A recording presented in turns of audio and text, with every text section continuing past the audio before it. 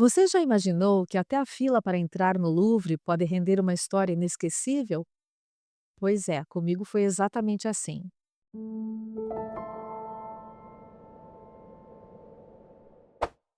Oi, eu sou a Lia Cogerides e hoje quero compartilhar com você não só as obras e curiosidades do museu mais famoso do mundo, mas também a minha experiência pessoal quando visitei o Louvre com meu filho em 2022, uma viagem cheia de arte, história e até alguns imprevistos divertidos. Era um daqueles dias de céu fechado, chuvoso, cinzento, mas nada tirava a nossa animação. Chegamos ao Cours Napoleon, aquele pátio imenso onde se ergue a pirâmide de vidro, e a cena era impressionante. Centenas de pessoas formando uma fila enorme, todas tentando se proteger da chuva com guarda-chuvas coloridos. Nós dois, com uma sombrinha pequena, estávamos espremidos, rindo da situação e contando os minutos para entrar. Já perto da entrada, duas garotas russas apareceram do nada, tentando se infiltrar discretamente na fila. Meu filho não deixou passar, olhou para elas e disse: "Vocês precisam ir para o final da fila." No começo, elas ficaram quietas, como se nada tivesse acontecido. Mas meu filho insistiu: "Isso é falta de respeito com todo mundo que está esperando, inclusive pessoas de idade. Ou vocês voltam para o final, ou eu vou avisar o segurança." O silêncio foi constrangedor, mas funcionou. Elas saíram da fila e nós seguimos, prontos para o que vinha pela frente. Do saguão central, a visão é de tirar o fôlego, escadas rolantes descendo, corredores que se abrem em várias direções, placas indicando alas diferentes, Egito antigo, Renascimento italiano, arte grega e romana, pinturas francesas, esculturas. Era como se cada caminho fosse uma porta para uma nova viagem no tempo. Confesso, a sensação inicial foi de leve desorientação. Você olha em volta e pensa, por onde começar? Mas, ao mesmo tempo, essa imensidão desperta uma alegria quase infantil. É como estar em uma caixa de tesouro gigantesca, onde cada porta guarda uma surpresa esperando para ser descoberta. Foi nesse momento que me dei conta. O Louvre não é apenas grande, ele é praticamente infinito, e a dimensão desse museu é algo que precisa ser explicada para a gente ter uma ideia real do que significa caminhar por ali. É difícil colocar em palavras a dimensão desse lugar. Para você ter uma ideia, se alguém resolvesse ver cada obra por apenas 30 segundos, sem parar para comer ou dormir, levaria cerca de 100 dias inteiros para percorrer tudo. Inacreditável. Claro, ninguém visita um museu desse jeito. A maioria das pessoas passa cerca de 3 horas no Louvre, o que já permite ver as obras mais famosas e ter uma boa visão geral. Mas, se você quiser explorar com calma, reserve pelo menos um dia inteiro. Ainda assim, será impossível ver tudo. Outra opção é dividir a visita em 2 ou 3 dias, escolhendo alas diferentes em cada um. Assim, você aproveita melhor o que realmente deseja ver, sem se sentir sobrecarregado pela imensidão do acervo. Eu mesma percebi que planejar é essencial. Antes de entrar, vale muito a pena pesquisar as áreas e as obras que mais te interessam. É um jeito de otimizar o tempo e garantir que você não saia do Louvre sem ter visto aquilo que realmente queria. E aqui vai uma dica do coração. Vá sim atrás das obras famosas, mas deixe espaço para os encontros inesperados. Muitas vezes são justamente esses momentos que ficam gravados na memória. Comigo foi exatamente assim. Em meio às multidões e aos nomes consagrados, o que mais me surpreendeu foi uma obra grandiosa que fica na sala de Mona Lisa, mas que quase ninguém presta atenção. Quando se fala em Louvre, é quase automático pensar na Mona Lisa. E, de fato, ao chegar na sala onde ela está exposta, a cena é exatamente o que você imagina. Uma multidão compacta, celulares erguidos, flashes sem parar, gente se espremendo só para conseguir uma foto do sorriso mais famoso do mundo. Mas, enquanto todos estavam hipnotizados pela Mona Lisa, eu virei o rosto e me deparei com algo que me deixou sem palavras. A obra As Bodas de Canaã, do pintor Paolo Veronese. E foi nesse instante que entendi que o Louvre ainda guardava surpresas muito maiores do que eu podia imaginar. Essa pintura é monumental. mede quase 10 metros de largura por 7 de altura. É como se uma parede inteira tivesse se transformado em um banquete. A cena retrata o episódio bíblico em que Jesus transforma a água em vinho. Mas Veronese transporta esse milagre para uma festa grandiosa. São dezenas de personagens, todos retratados com detalhes minuciosos. Músicos, convidados, nobres, cores vivas, gestos que parecem saltar da tela. É como se você pudesse ouvir o som dos instrumentos e o burburinho da celebração. E a ironia é que enquanto centenas de pessoas se apertavam para ver um quadro de pouco mais de meio metro, essa obra gigantesca ficava quase esquecida logo atrás. A Mona Lisa é enigmática, sim, mas As Bodas de Canaã é exuberante, é vibrante, é uma explosão de vida diante dos nossos olhos.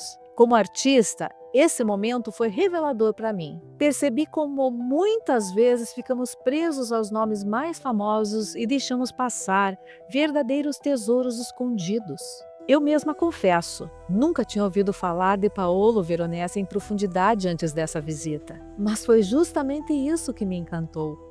Descobrir que a arte é infinita e que sempre há algo novo, grandioso, surpreendente esperando por nós, mesmo quando acreditamos já ter conhecido tudo. E não são apenas as obras que escondem segredos. O próprio Louvre, com séculos de história, também guarda bastidores fascinantes, desde sua origem como fortaleza até os dias de hoje, cheio de curiosidades que transformam o museu em um personagem vivo da história da humanidade. O Louvre que conhecemos hoje começou de uma forma bem diferente. No século XII, o rei Filipe II mandou erguer ali uma fortaleza medieval para proteger Paris contra invasões. Imagine, o lugar que hoje guarda a Mona Lisa já foi um castelo com muralhas e masmorras. Só essa virada de destino já é incrível, não é? Com o tempo, a fortaleza foi transformada em palácio real, residência de reis e rainhas da França. Até que Luís XIV decidiu mudar a corte para Versalhes, deixando o Louvre como depósito de coleções reais. E foi somente durante a Revolução Francesa, em 1793, que ele se tornou um museu aberto ao público, um gesto revolucionário, porque a arte, antes privilégio da nobreza, passou a ser compartilhada com o povo. Depois veio Napoleão Bonaparte, que deixou sua marca forte.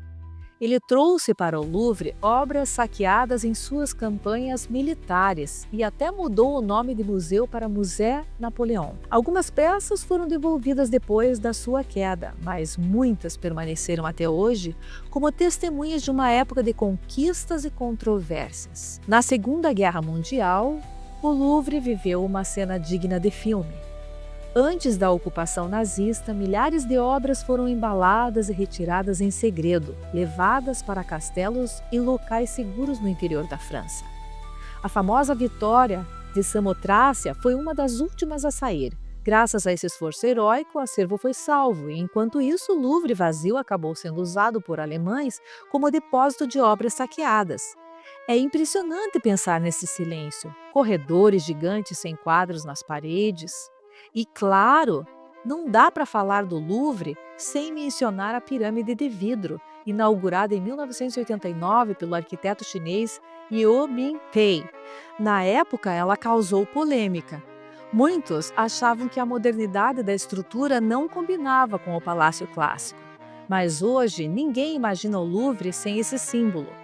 E há ainda uma lenda curiosa. Por muito tempo correu o boato de que a pirâmide tinha exatamente 666 painéis de vidro, o famoso número da besta. A história foi alimentada até por romances como o Código da Vinci. Mas a verdade é que ela tem mais de 670 painéis, nada de pacto oculto, apenas arquitetura e matemática. Com tantos séculos de histórias, batalhas, reis, polêmicas e lendas, o Louvre se tornou muito mais do que um museu. Ele é um personagem vivo da humanidade, e não é à toa que, com tanta força simbólica, o Louvre também se transformou em cenário de grandes filmes e até de videoclipes que rodaram o mundo. Suas galerias, suas obras e até a pirâmide de vidro se transformaram em cenários para a história que encantaram milhões de pessoas. Talvez o mais famoso seja o Código da Vinci, de 2006. O filme começa justamente no Louvre, com uma cena de mistério diante da Mona Lisa e outras obras. A atmosfera de suspense fez do museu quase um personagem da trama, reforçando seu ar de enigma e grandiosidade. Mas bem antes disso, em 1964, o cineasta francês Jean-Luc Godard filmou ali uma das cenas mais icônicas do cinema europeu. Em Bande à part, três jovens correm pelos corredores do Louvre numa tentativa de bater o recorde de visita mais rápida. Essa cena se tornou histórica e até hoje é lembrada como um marco do cinema moderno. Em 2001 veio o filme francês Belphégor, O Fantasma do Louvre, um thriller que mistura mistério e sobrenatural. A trama gira em torno de uma suposta assombração dentro do museu. Foi um dos primeiros longas a usar as próprias galerias do Louvre como cenário real. Já em 2017, o museu apareceu no universo dos super-heróis. Em Mulher Maravilha, a personagem Diana Prince trabalha justamente no departamento de antiguidades do Louvre. A escolha não foi por acaso. O museu transmite essa ideia de sabedoria milenar, como se fosse uma ponte entre o passado e o presente. No mesmo espírito histórico, em 2015, o docudrama Francofonia trouxe um olhar poético sobre o destino do Louvre durante a Segunda Guerra Mundial. O filme mostra como o museu e suas obras resistiram ao perigo da ocupação nazista. É arte e história misturadas em uma narrativa emocionante. E não dá para esquecer da música. Em 2018, Beyoncé e Jay-Z gravaram o clipe Ape Shit dentro do Louvre. Eles dançam diante da Mona Lisa, da Vitória de Samotrácia e de tantas outras obras-primas. O contraste entre a arte clássica e a força da cultura pop contemporânea criou uma das imagens mais marcantes da última década. Foi uma forma de dizer: a arte é para todos e o Louvre é de todos.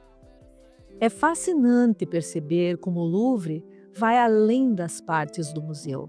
Ele inspira não só pintores e escultores, mas também cineastas, músicos e artistas de todo o mundo. O Louvre é, de fato, um palco universal de histórias, e cada visita, cada olhar, cada obra se transforma em um novo enredo. Quando saí do Louvre, eu sabia que tinha vivido muito mais do que uma simples visita a um museu. Eu levei comigo não apenas lembranças de obras-primas, mas a certeza de que cada sala, cada escultura, cada pintura carrega a força da história humana. O Louvre me mostrou que a arte não é só para ser vista, ela é para ser sentida, vivida e guardada no coração. E como artista, eu saí de lá com uma inspiração profunda, porque a arte tem esse poder mágico. Ela atravessa o tempo, conecta pessoas de diferentes culturas, nos emociona, nos transforma. E ela nos lembra de que não importa a época ou o lugar, sempre haverá algo novo e grandioso a ser descoberto. É essa sensação de pertencimento ao infinito da criatividade que torna a arte tão essencial. E se essas histórias tocaram você de alguma forma, me ajude a espalhar mais arte e cultura. E se inscreva aqui no canal, deixe o seu comentário e compartilhe esse vídeo com alguém que também vai se encantar. Porque no fim das contas, a arte só faz sentido quando é dividida. Obrigada por estar aqui comigo nessa viagem pelo Louvre e que a arte continue a inspirar o seu olhar, assim como inspirou o meu. Nos vemos no próximo vídeo.